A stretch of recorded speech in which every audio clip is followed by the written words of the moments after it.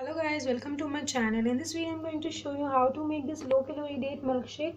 This is very simple and tasty recipe. It contains very little amount of fats and I'm making it with very simple ingredients. And guys, if you like this recipe, please hit my channel, subscribe and like my video if you like it guys. This is very simple and easy to make. And guys, you can follow me on Twitter also if you want to follow, and you can follow me on Facebook also by liking my Facebook page, and you can watch my videos on Facebook also by clicking on the watch video button. And I have shared some important links in the description also, like for buying some products on Amazon. That is a trusted site. I have bought so many products from Amazon, so you can buy products that I have given the links in the description. So guys, please you can follow me on Dailymotion also, so please click on the link that is given in the description. And if you like this video and if the video will be helpful, then please hit the like button and get comment, and please get my channel subscribed guys.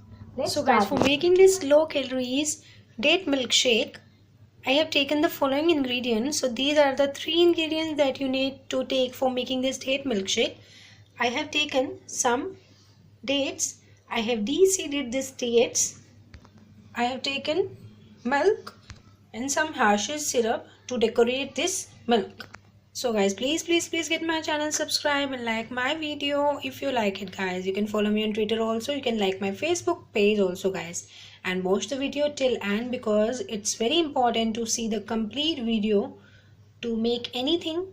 And guys, you can see the description below. I have shared so many links in the description, so please see the description and hit the like button if you like the video. And now let's start making it. First of all, I'm taking this mixer and I'm adding these dates into this. Now you don't need to add sugar into it because the dates contain sugar itself, so it is low calories because I'm not adding sugar. So firstly add some milk into it so that the dates get mixed into it. Now apply this and now make the